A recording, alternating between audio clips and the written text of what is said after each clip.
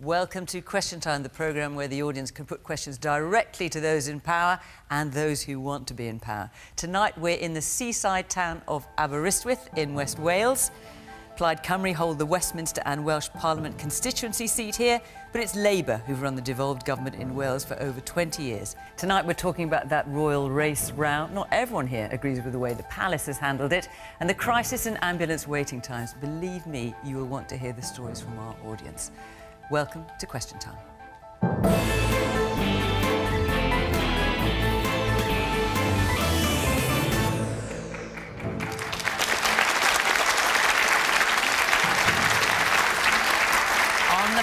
From the government, the Secretary of State for Wales for the past month or so, David T.C. Davies. The MP for Monmouth was a junior minister in Boris Johnson's government and is also a keen boxer, the self-styled Tory Tornado. Retired, he says. He's just got back from supporting Wales in their World Cup match against England in Qatar. From the Labour-run Welsh government is Vaughan Gething, also fresh from a trip to Qatar. Promise we won't talk about the World Cup, or maybe we will.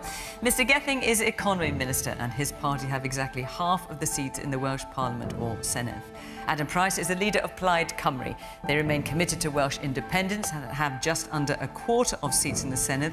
A year ago, his party signed a deal to work together with Labour on a number of policy areas, but they don't call it a coalition. Olivia Utley is former assistant comment editor at The Telegraph. Before that, a leader writer at The Sun. Recently, she moved into TV and is political reporter at GB News, and all that before she's even 30. And Shavanah Taj is General Secretary of the Welsh Trades Union Congress, the organisation that looks after the interests of around 400,000 workers here in Wales.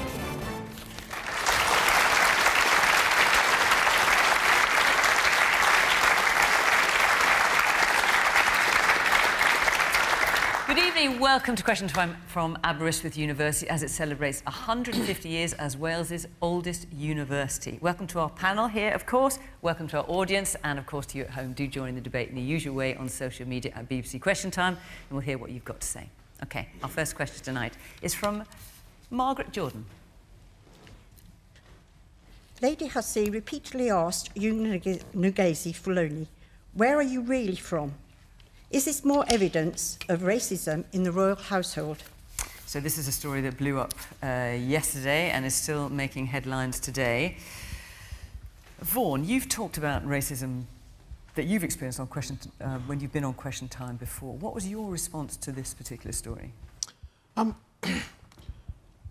felt really sad for the person who this had happened to. What should have been recognition for the work that person has done, because actually Camilla, the Queen Consort, had invited people there to try to focus on domestic abuse, the violence against women, and to recognise the issue, but also to promote what people are doing to do something about it, to help survivors. Yes, so we should say that Ngozi Fulani she's from something called Sister Space. It's a black women's domestic abuse charity. But I wasn't terribly surprised that something like this had happened. I mean, for those of you who haven't seen it, Ngozi was repeatedly asked where she was from. And that's a conversation I think lots of people like me and Shavanah will be familiar with. People don't want to accept that you're really British and you must be from somewhere else. I was actually born in Zambia. My father was born in South Wales. My mother is from Zambia. And you do get asked at various points in life, where are you really from? They're really saying, I don't believe you're one of us. And that's the problem. But it isn't just the one person in the royal household. There are people like that in society. So rather than saying there's one person in the royal household, there must be others, it's actually, this is a channel that exists within our country. It's part of the reason why I'm proud to be part of a government that wants to have an anti-racist Wales, not to say I'm not a racist, that's OK, but to do something positive about promoting a better set of values in our country and to be prepared to support others in calling this out and recognise it's in all of our interests to recognise this behaviour as a problem, not to simply dismiss it. But I'm afraid that it'll be some time before we see fewer people having to go through this sort of experience. So disappointed and saddened, but sadly not surprised. And Shavanah, also I'm going to come to you in a minute as well. Olivia, what do you make of the story itself and of the response of the palace? You've moved very swiftly, put out comments condemning it, and also the woman in question, Lady Susan Hussey, is no longer in post. Yeah, well, I think it was definitely a very clumsy and surprisingly crass comment for someone who spent their life doing these sort of events. But on the other hand, I think it's a bit sad that we live in a sort of society where an 83-year-old woman with 60 years of public service behind her can just be sort of cancelled for one misspeak. And my heart really goes out to Ngozi Fulani because it sounds like a horrible experience and I can't quite understand how it happened like that. But I think that everyone who knows Lady Susan Hussey says that she's not in any way racist. She's a very kind-hearted woman, and the rest of her life is going to be blighted by that incident. So I worry a bit about the sort of cancel culture angle of this whole story, but that's not in any way to undermine what Ngozi Fulani went through, because it does sound like a horrible experience. Man here. So the questioner didn't bring age into it. No one else brought age into it. What age is it acceptable to say racist things then? Because I've had really uncomfortable, well, when they were alive, conversations with my grandparents, and it's really awkward and uncomfortable because they would say things. But I think we've all been in a situation when we go, oh, well, it's a generation, or, oh, it's, you know, they're old, don't upset them. But you've implied that age is a factor. Well, yeah, I think age is a factor. I think that this is a generation that grew up in a completely different time. They went through completely different experiences to us. Lady Susan Hussey lived through the Second World War. They look at things in a different way, and I think it is important to be sensitive to that.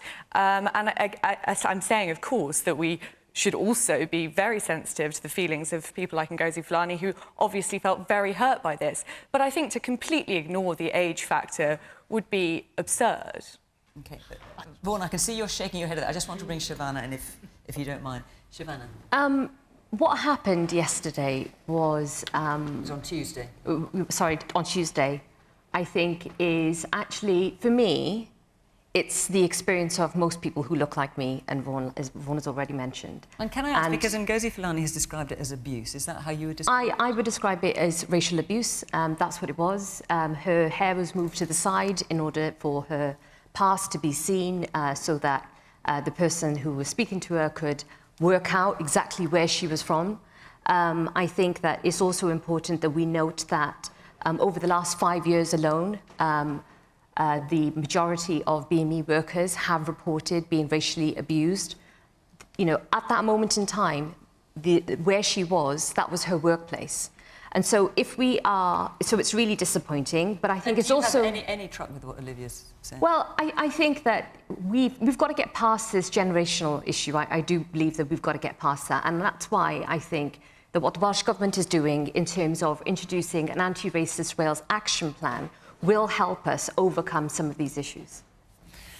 The man at the back there with the blonde hair, yeah. Yeah, so I would say I agree with Vaughan. It's definitely sort of representative, I think, of a systemic issue across Britain. The whiteness is the default, that you can't be white, you can't be British, sorry, or Welsh if you're not white. And this was really sort of highlighted. So the ONS for the new census, originally you couldn't, if you were black or Asian, you couldn't tick anything other than British. So you couldn't identify as Welsh or English or Scottish. You had to be British. And I think those sort of comments of where you're from, they highlight their systemic issue across Britain. And I think it's really a bit of a privilege to say that, oh, you know, it's a generational issue, because we're never going to have to go through that. As a white person, I'm never going to have to be asked, where are you really from in my own country? Man here in the front in the blue jacket and white shirt.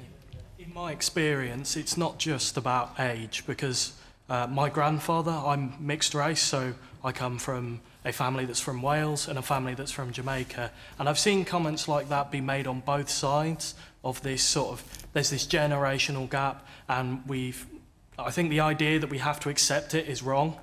We should inspire change. I don't think that going outright to criticise and cancel people over things that they've said on a singular occasion is particularly correct, but so do you think therefore then that Lady Susan Hussey perhaps should not have had to leave her job then? No, I don't believe she should have had to leave her job. I believe a public apology and a sort of certain show of, you know, I've made a mistake, and we sort of use this as a lesson in moving forwards. Of course, she is an older woman and she has made a mistake that is unacceptable, but to lose your job so immediately feels almost a bit rash. What if we had turned to the woman who had this abuse thrown at her, and she had turned around and gone, well, I don't think she should have lost her job over such an issue. So it's more on a personal level. I've experienced racism in my life, but it doesn't mean I want to ruin people's careers over it, but it is a contextual thing. Okay. David, do you agree with that Susan Hussey perhaps, I think that's what you're saying, perhaps in these circumstances, and in fact there has been an apology through the palace, but you're saying perhaps if this was a one-off, she shouldn't have lost her job. I think that's what you're saying. I think that first of all, I agree with, I think, pretty much everything Vaughan Gething said, perhaps for the first time ever.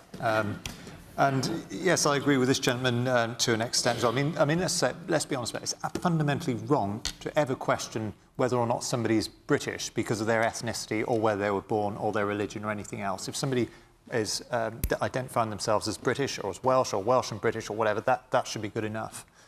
So the question was absolutely wrong. I mean, the palace have issued an apology. I believe the ladies apologised.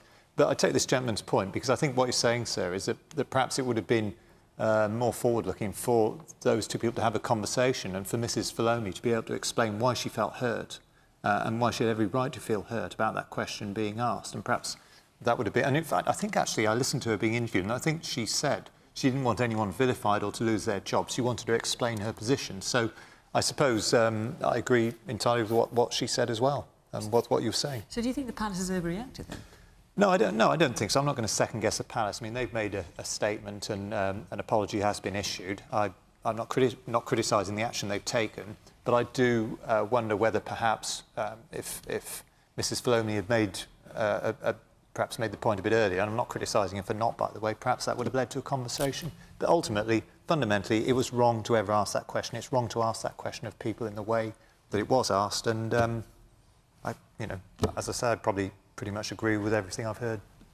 The man there in the black T-shirt. You said that she was being cancelled, Lady Hussey, because she misspoke. But if you're asking the same question 4, 5, 6 times over, you're not misspeaking, are you? You're just denying reality because you don't want to accept the answer. Well, I say that it was a very crass comment, and I'm not saying that it was in any way condoning what she said. When I mentioned the age factor, I think part of it is it's a kindness thing, really. She's an old lady and she is from a different generation. And I completely agree. It was, when you read the transcript, you think, what on earth was she thinking? Why did she do that? But it's not so much that she should be treated differently because of her age. It's more that, wouldn't it be a bit nicer if we lived in a society where people could be forgiven when they profusely apologise? And as Ngozi Fulani wanted her to be forgiven and didn't want her to lose her job over it, isn't it a bit of a shame that we're all still having a massive go at an 83-year-old lady with a lot of public service behind her? I mean, Adam, a number of people have... there's been a lot of commentary about this in the newspapers, on radio and what have you, and a number of people have come forward and said, oh, does this show that Meghan Markle was right all along? If you remember, Meghan Markle said that the questions and concerns were raised about the colour of the skin of the baby Archie before he was born. I mean, what's your response to this? Yes, I think that's the bigger question, isn't it? What happened here was awful. Worse than condescending. I mean, as Ngozi Fulani has said, I mean, this was abuse. This was racist abuse at an event which was about the prevention of abuse and should have been a safe space. But really, in the interview that I saw earlier, Ngozi Fulani was saying, well, nobody from the palace has contacted me directly. And this is an opportunity for us to learn, what does this represent? I don't accept the age question. But there was a live debate in Britain in the 60s and in the 70s when Lady Hussey would have been in her 20s or her 30s about race. I mean, my mother is in her 80s. She would not do that. I don't think that is acceptable. And it does raise the question because, Meghan Markle, the only person of colour in over 1,000 years of the history of the royal family, there's been a member of the royal family, there's been a person of colour, and said, she had to distance herself from the royal family because of her experience of racism. And that's the bigger question, isn't it? We have systemic racism throughout our society, No institution, I think, is immune to this. And you have to say, again, based on this experience, what it represents in terms of the royal household, then I think it gives absolute credence to the lived experience of Meghan Markle, and she's in the best position of anyone to speak truth to power in terms of the royal family and their attitude to racism. Let's take a few more points from the audience. Yes, the woman in there in the glass, the grey sweater. So you mentioned, right, that she had a lifetime of public service. If she is so willing to be openly disrespectful and rude, as is battering somebody with repeated questions, regardless what the question is, should she have that position in the first place, and should her stepping down perhaps not be more fitting? Because the palace has so many resources, they have access to this, and if she is unable to move past this and still results to her being racially abusive, should she really be functioning as a representative in the palace? OK, let me tell you, I'm just going to come back around a bit. The woman at the back with the pink and white top on. I was just going back to the fact that she persisted in asking the same question, which just shows it was more of an ingrained racism, perhaps, rather than just a gaffe.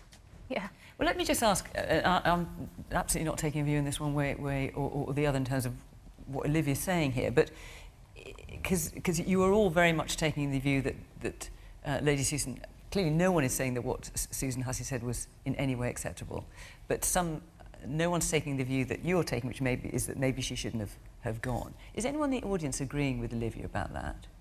OK, let's just hear from a couple of you. Yes, the man there in the blue sweater, and then I'll come to you. Yeah, I agree entirely there, that I don't think it's taken as a racist comment. Many years ago... You don't think it should be taken as a racist comment? No, I don't. I well, think even though the woman hearing it very much took it like that? Yes, and that's one side of the story, Fiona. Many years ago, I was in a room when King Charles came in, and I was wearing a different regimental stable belt from everybody else because I was attached to the regiment. He made a beeline for me to ask why I was different. I took that as a compliment, that he had the time to... It was inquisitive. It's not necessarily a racist comment. Do you not think it's a very different situation when you're white? Well, when you're being talked to by a white person, seniority. Shavanah, do you want to? I mean, this is your okay. I think that it's also important. You know, Meghan Markle's just been mentioned. Now, this person was also responsible for helping Meghan Markle understand the ropes and the structures of the palace, and as she was joining the family, and so the reaction of the palace has got to be based on maybe not just this incident, but also other matters that we are currently not aware of. So I think that's important for us to consider. The other thing is that when somebody, as someone who has continuously had that question throughout my existence, where are you really from? That question comes continuously. It doesn't change. It's quite often the same question. And I'll be honest with you, I've got to a point now where I've done a DNA test so that I can actually just go, here you go, it's on my phone, this is where I'm from. Because and that's my default position, because I'm bored of that conversation. I am bored of that conversation. I'm sick to death of having to justify who I am or where I come from. Because ultimately what this person is telling me is that somehow my existence in their presence is perhaps unbearable. And that's what this comes down to. And it is about people's feelings but also this is to do with society and who we want to be. This is not the kind of society that we want to live in. And clearly the palace, is considered that position. All right. OK, briefly, because I'm going to move on. We're saying that the palace is racist. It's not in any way racist. Never has been. You're hearing one side of a story, one side of a conversation. If it was a serious racial abuse, the first step should have been to go to the palace, not to go onto Twitter and put it round the world. I'll just say, because I'm going to move on in a minute, but the palace has accepted that these comments were unacceptable. They're in no doubt about that. They have absolutely not defended Susan Hussey, and they've said that what Ngozi Fulani went through was completely unacceptable. Absolutely. And that racism was unacceptable. They're not sharing your view. I have no qualms with that, but I don't think it was intentional racism. OK. Well, look, I'll leave you with your thought. There's not a lot of agreement, I have to say, here in the room with you, but thank you for putting your point. We want to hear all points of view. Let me tell you where we will be next week. Question time will be in Bishop Auckland in County Durham. And then the week after that is our last show of the series before Christmas, and we will... Christmas already. And we will be in Winchester, in Hampshire. So if you'd like to be part of the audience for either of those two programmes, go to the Question Time website and follow the instructions there. Right, let's take another subject now, which a lot of you have asked about, from Lynn Martin. Would removing tax breaks from private schools be an attack on aspiration or an unfair privilege? Right, so this is something that was discussed at Prime Minister's Questions, of course, on Wednesday, and Labour are calling for the charitable status to be removed from private schools. David, this is not something, obviously, that the Conservative government supports. No, we've got two, in Monmouth, my hometown, we've got two excellent private schools. They do a huge amount, actually, to support people from less well-off backgrounds, giving scholarships. They're also a very big employer in the town, and I'm disappointed that Labour, at a national level, are clearly embarking on some sort of class war-type crusade to shut down public or private schools. And, you know, the reality is, right, Labour have been in power running the education system in Wales for 20 years, more than 20 years, and standards in Wales are lower than they are in England. You've got less chance of getting GCSE or A-levels in schools in Wales than you have in England. It's not me that's saying that. That comes from the independent OECD PISA reports. I mean, these are people who've looked at education systems around the place. It's not my opinion, and it's an absolute fact. And so to be how honest does giving private schools tax breaks help with that? Well, it's not going to help if they shut down private schools and we have more people going into the state system. What I want to see is a much better state system in Wales, and I think it's unacceptable that the Labour Education Minister a few years ago was all over the Western Mail. Sir, it was Labour have admitted in the past that the system is poorer in Wales. The Education Minister apologised for this. He apologised for it, but an apology is not good enough. Labour need to accept they're running schools in Wales. They get more money per head to spend on schools than pupils in England, and yet the results are poorer. And I'd be very interested to hear what Vaughan's got to say and when we're going to see an improvement in the state sector in Wales, rather than just trying to shut down private schools or whip up a bit of a fuss about them. Vaughan? Well, actually, there have been improvements in the quality of education in Wales during the period of devolution, in particular in the last decade, so let's just deal with that. The question is really about, should we, all of us in this room, be helping to fund private schools? And I think the answer is no. We're not funding it. It's £1.7 billion they get from the taxpayer to subsidise private education. And actually, the school fees for private education have gone up in, the IFS said this today, 23%, I think, since 2015. So there's been a real terms increase in the fees, and they're still getting money because they're considered to be a charity and they get other tax breaks as well.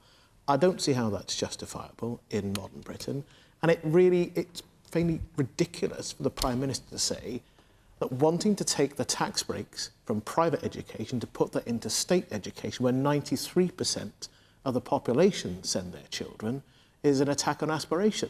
My parents were aspirational for me. I'm very proud to go into my local comprehensive. There are lots of people who go to their local schools who have high aspirations for themselves, their children, and their community. This is actually about what is fair, what should we be doing with your taxes, should we carry on giving a tax rate to private education? The answer to that is no. The Prime Minister should recognise he's just out of touch and on the wrong page on this. The woman in the orange sweater. I would like to say that I think if private schools were closed, then the parents of the children who go there would be very involved with the state system, and it might well improve things. I mean, no one's suggesting closing them, but what Labour is suggesting is taking away the charitable status. Yeah, if it's just unfair. It's unfair. And it's unfair for the 93% who can't afford to go to private schools. It's in 21st century Wales, it makes no sense whatsoever. The man next to you. Well, I lived in Scandinavia for 16 years, and we don't need to have private schools there. If we spent the money and the time improving our education system instead of putting money into these schools, I think it would be a better idea and a better spent money anyway. Okay, Adam. The existence of private schools is really, a central part of why the UK is one of the most unequal societies in Europe. it perpetuates that inequality. And there are some European countries that actually do make it illegal to have private education because they think morally it's wrong for you to try and buy an advantage for your children and perpetuate that level of inequality. Certainly, we shouldn't be supporting it through the tax system at all. Does Plaid Cymru support abolishing private schools? Well, I certainly think that we shouldn't be subsidising it, and there's an opportunity for us in Wales, isn't there? Because Labour has said that at Westminster they're going to get rid of the business rate subsidy. They've done it in Scotland. Why haven't we done it yet in Wales? Well, as you know, it's part of the work we're jointly looking on reviewing the tax system. Yeah, so we are actively looking at the question. Yes, but you consulted on it in 2020. Get on and do it. You know, let's provide that leadership. You know. Okay. The man at the very back in the stripy jacket.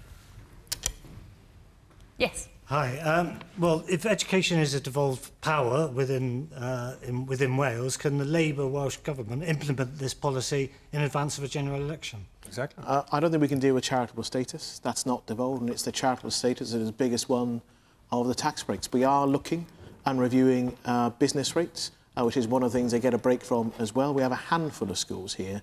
There are obviously lots more over the border. So we're looking at our powers and our response. The big deal, though, is charitable status, and that's what makes up the majority of the £1.7 billion of your money that private schools get every year.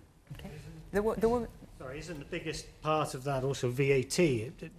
Not applicable to and again, fees? that's not devolved.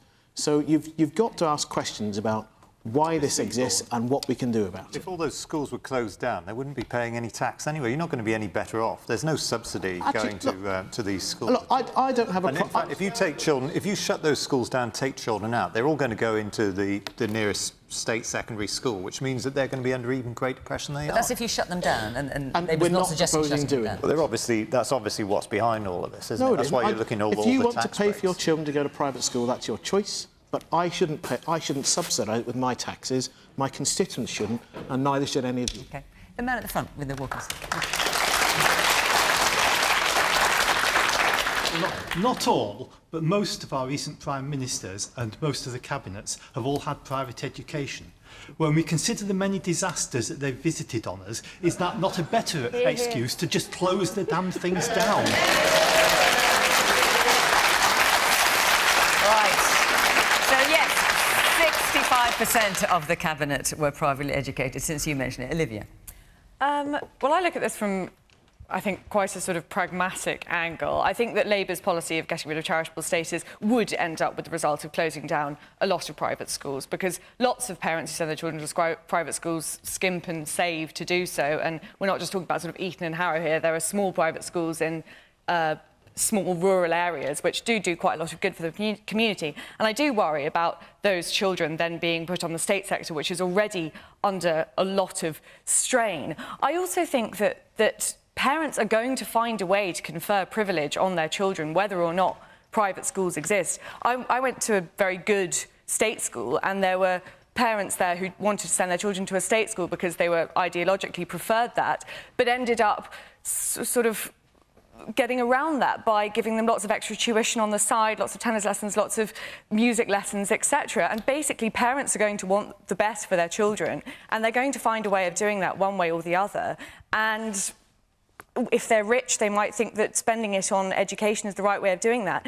And I don't think you can sort of get around that. I think it's ridiculously overly ideological to think that by closing down private schools, you're going to stamp out inequality, when private schools are doing quite a lot of good in quite a lot of communities. But if we were to get rid of private schools completely, you'd have all those parents then engaging with the state education sector, wouldn't they? They would then be investing in making sure that our state schools, succeeded to the best of their ability. What they've done is they've completely, turned their back on the state system. They're not engaged with it at all. So there would be a transformational effect just by the fact that all the children would be going to the state sector. That's such a patronising attitude. And that's part of the success of the Scandinavian school system. Look at the Finns, one of the most successful education systems in the world, because everyone goes to the same schools. Well, I don't think...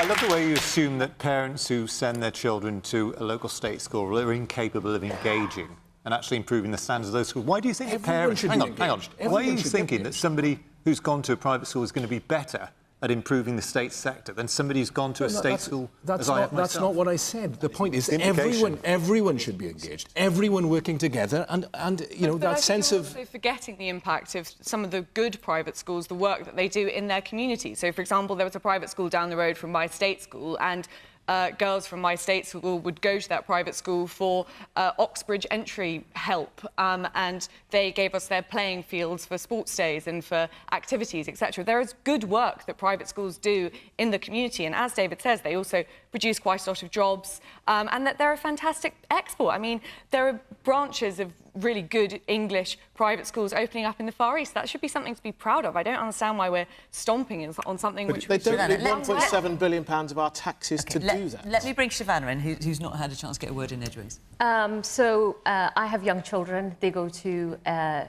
state school. I went to a local comprehensive school. I'm here.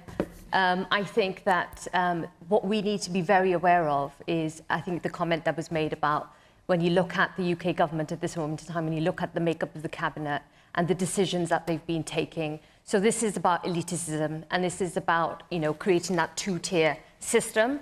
And we're just adding to the problem. That kind of like the haves and the have-mores, as has, you know, previously been mentioned. And I think is also quite ludicrous, really, of the Tories to be accusing the Labour Party of trying to start this class war by suggesting that they make private schools pay VAT, because I think it's actually a fair question to ask, given that I think it featured in one of the Tory manifestos in 2017 as a possible option as well. So, you know, they're asking something that, you know, the Tories had already discussed previously. So, and you're talking about, you know, the amount of money that you pay for fees is like double the median salary for the average worker in the UK. I mean, you've got to think about that one.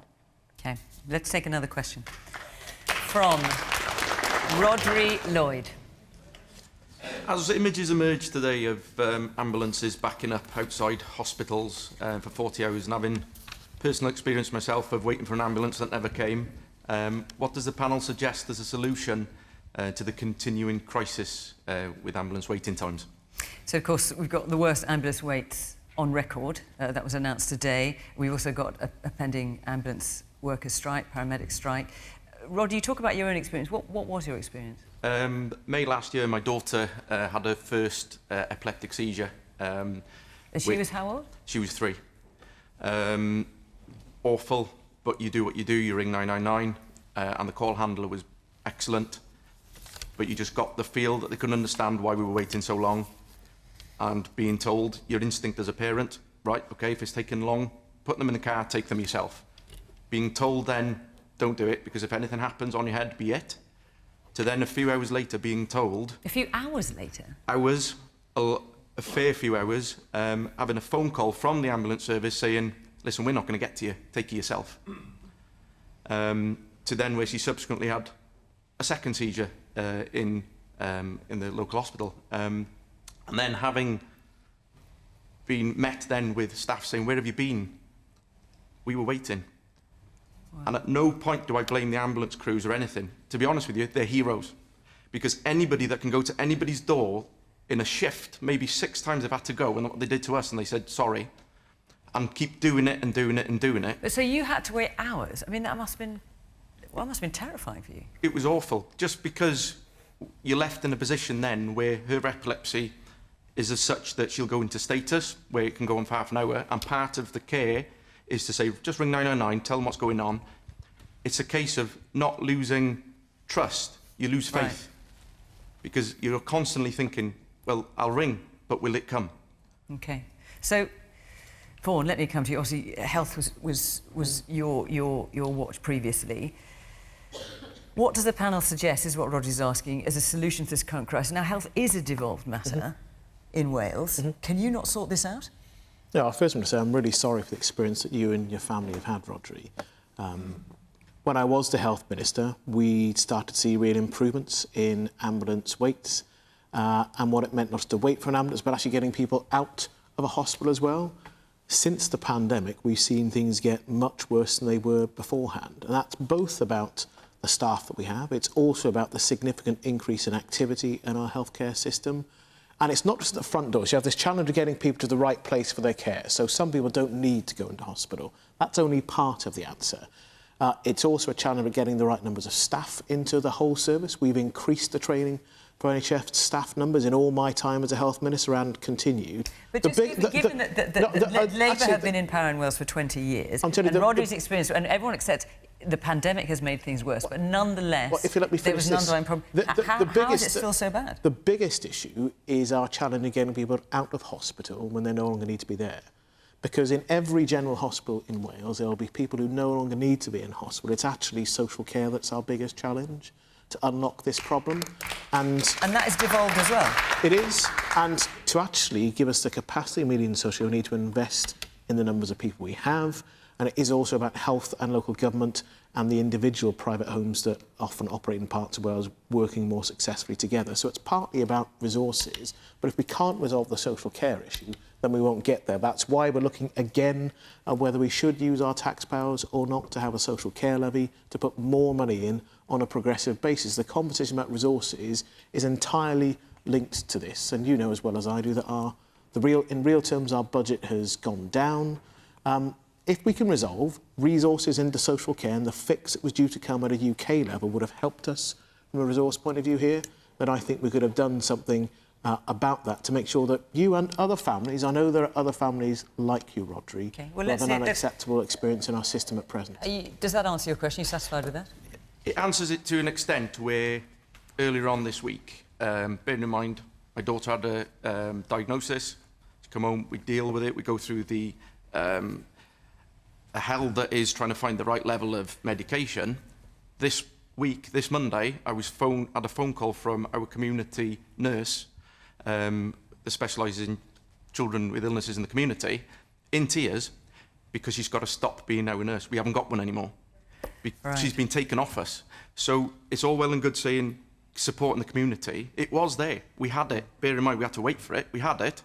It's been taken off us. And now it's gone. Shavanah. Look, as someone who talks to healthcare workers on a daily basis, including ambulance workers, we know that resources are overstretched. Staff are absolutely shattered. They're knackered. What you were saying, Rodri, about the fact that, when the ambulance crew did arrive, the first thing they did was to apologise to you. That happens on a regular basis. And I think that ultimately, this is very telling in terms of, the fact that ambulance workers are now set to take industrial action, as of course are nurses. Nurses haven't actually balloted for industrial action for over 100 years. And they're doing that for a multiple number of reasons. One, because pay has been held back for such a long time, and inflation, proof pay rises are absolutely necessary. But also, in addition to that, they are really worried about the fact that there's not enough staff, and they're worried about patient care as well, and what potentially might go wrong on their watch. And they don't want anything to go wrong on their watch. They're really worried about our public services. They want our public services to work. And they're also really concerned about the fact that, they have, ambulance workers have, people, in ambulances for a very long time, unfortunately, outside hospitals, because we can't get people out. And that is a lot to do with our structures. I think that the Welsh Government has done some good work in terms of social care, for example. They've now introduced the real living wage. We've got a social care forum that the unions work in social partnership with government. And we are also looking at the possibilities of taking, any form of profit out of social care so that we can bring it back in line with the NHS. But we need investment. But ultimately, this is about funding. Now, unless we can get more money for Wales, unless we have a fairer funding settlement for Wales, we are going to struggle going forward. Well, let's put that. We've got the Secretary of State for Wales here. Obviously, the service that you got, sir, was completely unacceptable, and people are suffering that kind of service on both sides of the border, right? So this isn't a Wales-only problem. It is worse in Wales. People are waiting longer for ambulances in Wales. There are more people on waiting lists in Wales. People are waiting longer in accident and emergency.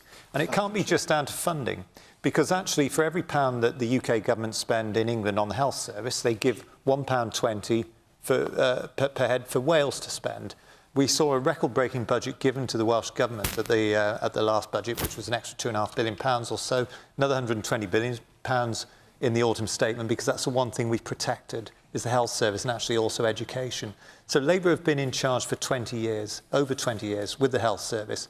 They have to explain, Vaughan's been the health minister, they have to acknowledge there's a problem before they can begin to address it. And there is a problem. What about the government? I mean, the UK government. The UK government. UK government is not responsible. Yeah, but the UK government's been in power for 12 years of the UK. Yes, yes. And clearly we've got nurses going on strike for the first time nationwide. We've got ambulance strikes. Well, okay, so that's a wider issue. So on the issue of nurses going on strike, I think that obviously is regrettable. I mean, nurses do a fantastic job. So do ambulance drivers. But if nurses get a 19% pay rise, which is what they're asking for, then everyone else will want a 19% pay rise, which would be understandable. Then we get more inflation the next year. What the UK government is trying to do is to get to grips with inflation, to bring down inflation, and also to make sure that the most vulnerable in society, those who are on benefits, pensioners, households where there are people who are disabled, that they're all supported, and there's a £37 billion package for that, and to increase the minimum wage, so that those on low pay also don't suffer. So we acknowledge, again, let's acknowledge problems. There's a problem within the health service in the UK, in England. There's a bigger problem in Wales, and Vaughan won't admit it. And he can't put it down to budgets because they are getting more money per head. But let's hang on. they're prioritising lifting the bankers' bonuses. They should be equalising capital gains tax and income tax. If we did that, we believe as the TUC that most workers in the public sector would be able to receive an inflation-proof pay rise. If we pay people properly, they will want to keep working in our services. We'll be able to recruit those jobs. There are a lot of hands up, and I want to hear from some of them. One here in the front in the blue sweater. A couple of weeks back, there was a RTA outside our house. A road traffic accident. Yeah. A young lady collapsed on the floor on the road, in the middle of the road.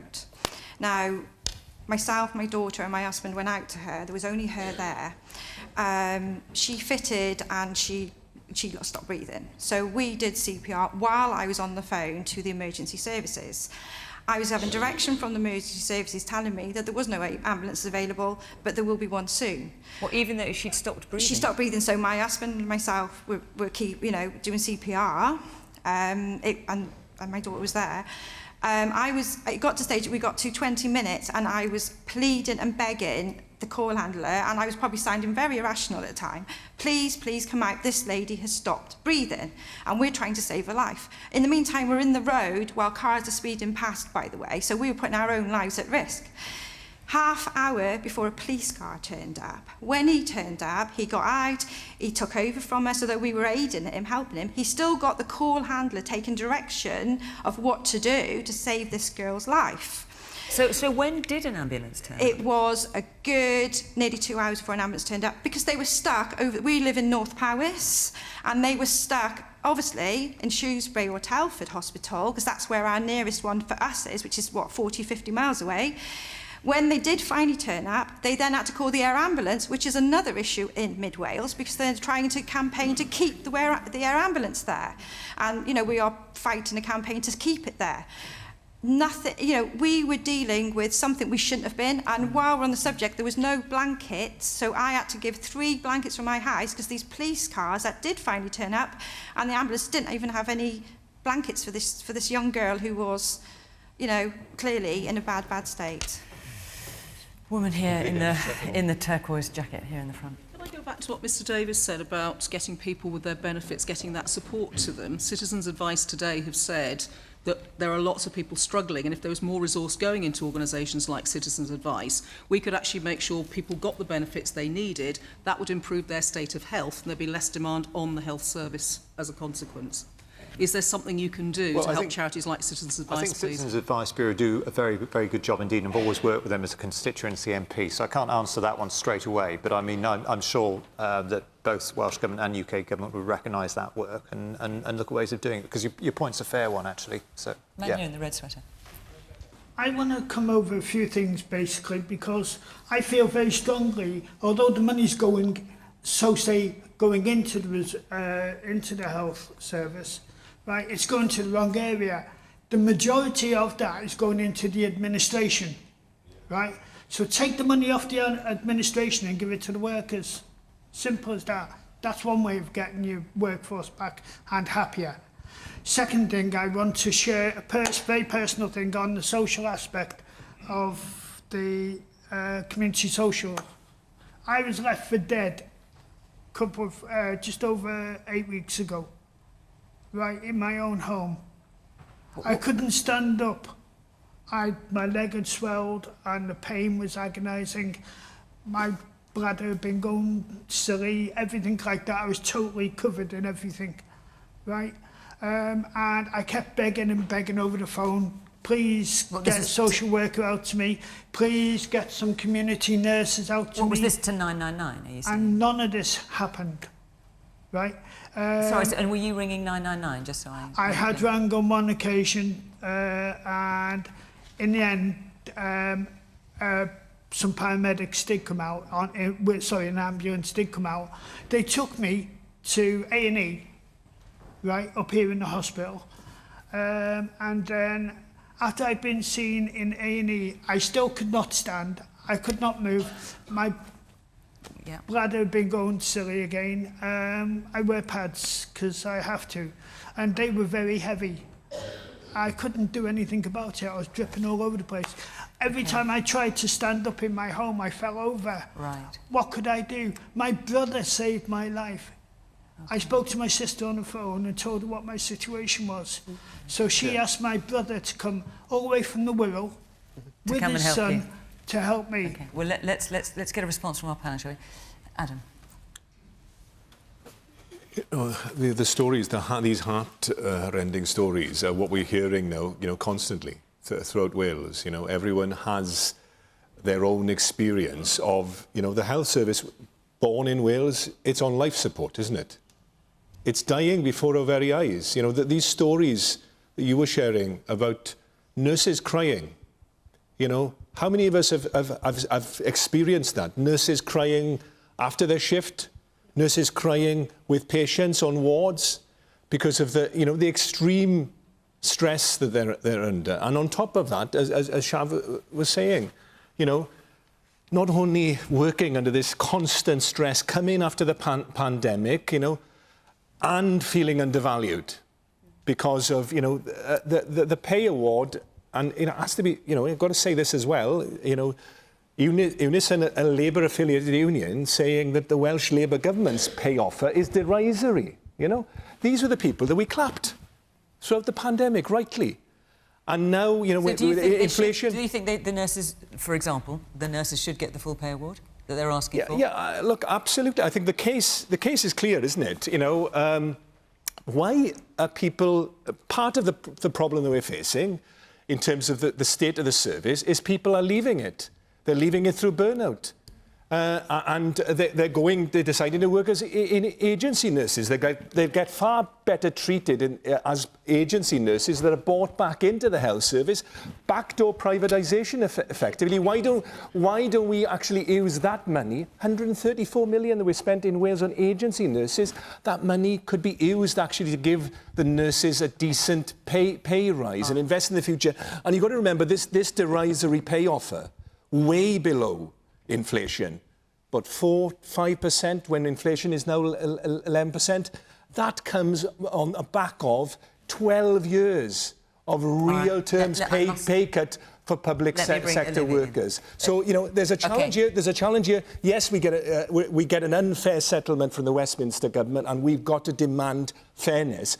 But there are things that the Welsh government can do. We have income tax powers. We have those income tax powers for a reason. Adam, why don't we use them to give our NHS staff and other public service workers a decent pay rise? Yeah, and Olivia's not had a chance to speak yet.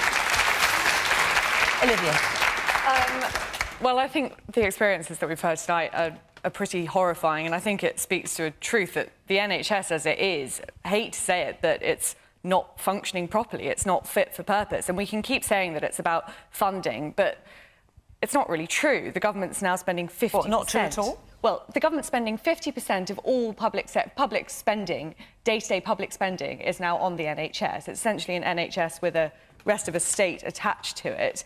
And yes, we need more money for health, but I think the only way to do that, instead of pouring more and more money into the black hole of the NHS is to think about serious structural reform about how the NHS is funded. And of course that doesn't mean copying America's model, which clearly doesn't work, but looking at the French model or the German model, a mixed social insurance model. Surely that's what we've got to be talking about now. It just clearly isn't working. Listen to what we're hearing tonight.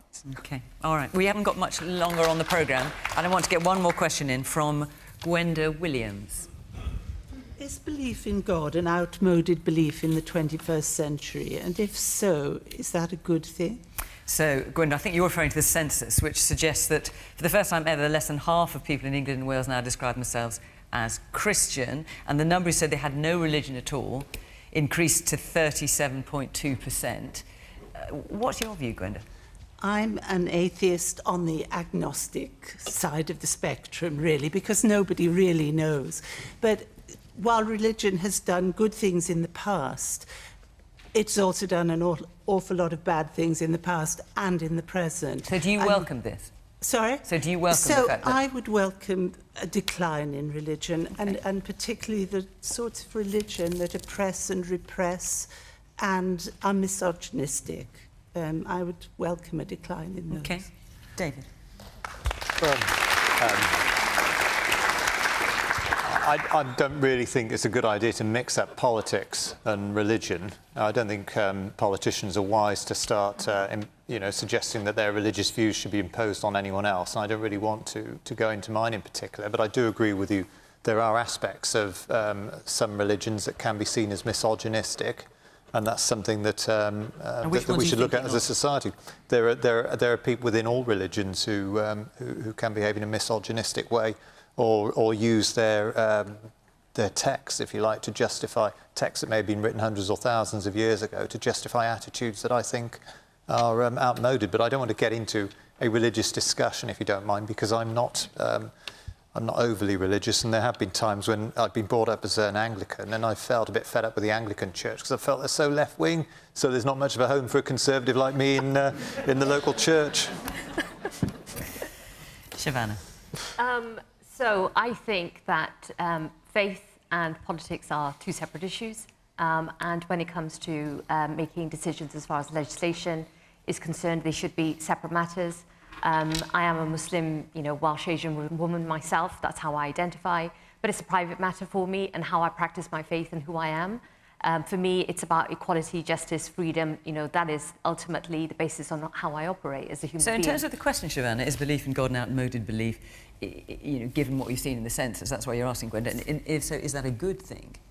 Well, is it a good thing that few people believe in God? I think that some people may be hoping that they would get a bit of a dog whistle out with some of the data, if I'm honest with you, and they would be able to somehow identify that all of a sudden we have more people of other faiths in the UK rather than those that are classing themselves as Christians. Well, and they didn't get that. It's only risen a very, very tiny amount. Tiny little fraction. Yeah. But also I think that, ultimately faith is a private matter for most people. And for lots of people, they pick it, and those people who have faith quite often pick and choose the different bits that they like and don't like. So, yeah. Yes, because we were talking before we came on about you putting up the Christmas tree. Yeah, so, yeah. Absolutely. The man there in the black and grey shirt with the glasses. I have a very academic opinion on the matter of religion because as a Muslim I've always had my faith be the minority faith in this country. I have always been in an environment where my faith was minority. Even in a school where the majority of children were Muslim, the supermajority, 99% or more, my faith was still minority, and it was underneath, treated as on a lower level than the Christian faith. Now, the idea of that has motivated me to think about religion in a lot of different terms, but the salient one for the question of I might have to speed you up because we're running out of time. I'm so sorry. The decline of religion being a good or a bad thing, particularly in terms of religion as an institution, is that historically all institutions were religious and all religions were institutions.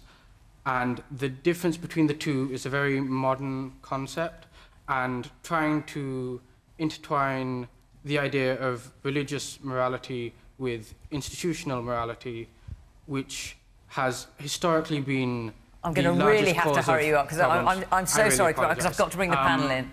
The idea that religion's decline is good or bad should not be tied to whether acts that have been committed by religious institutions are good or bad. OK, thank you. I'm sorry, because we've only got about 3 minutes left. Vaughan. Look, I don't think people should be particularly worried about whether a decline in people who identify themselves as Christians is a good or a bad thing. And actually, the decline is the movement from people who said they were Christians in the last census to people who have no religion in this one. It isn't the significant growth of other faiths. And interestingly, recent migrant communities are much more likely to be communities of faith. I just think that when you look at what religion does and doesn't do, lots of the values we have that we identify as being positive, a lot of them are founded in messages for lots of mainstream faiths. I don't have a problem with that. It's more likely, when you look at the bad things they happen in the name of religion. It's the men and women, and normally men, who use a religion for their own purposes. And, you know, I was married in a Catholic church. I don't have a problem with people of faith. I was in a mosque just a week ago on Friday as well. It's part of who we are still, but it will change, no doubt, in time. Olivia. I agree with most of what Vaughan said there, actually. I think that... what do you mean, oh dear? That's telling. I think that lots of the values that we hold dear are sort of rooted in all different sorts of religion, and that it's good that we do hold those values dear. Things like, you know, helping the weak, being kind, being generous. But I think, you know, whether it matters or not that people are now saying that they don't believe in God on the census, never quite sure why that question's on the census at all. I think, as I think everyone has said in some way, it's a pretty personal matter, and I like the way that in this country we do sort of separate church and state the way we do. Adam? I think that organised religion, I think, has had a pernicious effect. You know, it's kind of hierarchical, it's dogmatic, exclusionary. But if we change, and I think certainly there's this very strong argument now with the diversity of belief systems, and I would include humanism and atheism as a belief system, then there's a strong argument for certainly not having an established religion. You know, we got not having the Church of England. Established church. Yeah, we got rid of it in Wales 100 years ago, didn't we? And I think that needs to happen in England now too. But I think spirituality, I think, has a positive role. And you know, we all want meaning out of our lives, don't we? And you know, one of the things that I think churches and faith communities do well is give meaning to people's lives, and also, you know, mark the rites of passage during your life. But obviously, you know, that can be done as humanists and atheists as well, and having that respect between different belief systems, you know, I think is very, very important for us. We've got 15 seconds left. The woman at the very back, because you've been sticking your hand up very eagerly. Yes, you, in the pink and yellow top. I think I'll just be happy if we get to a place where our children go to school and religious education isn't this is what other people believe in and these are all other people's faiths, but this is mainly what we believe in, because I think that is where it's gone wrong, is that there are lots of different faiths and people can believe what they want, but please don't try and institutionalise our children to believe that Christianity is the only one. Right, OK. On that note, Shavanah's nodding away to that. My message is join a trade union. All right. OK. Right. Our time is up. Thank you very much to the panel for coming along this evening. Thank you very much to the audience for coming along as well. Very good to hear what you've had to say. Of course, thank you to you at home for watching. If you can't stay up late, remember that we are live on the iPlayer at 8 o'clock every Thursday, but we're also, of course, on after 10 o'clock news. Thank you very much for watching from Aberystwyth. Bye-bye.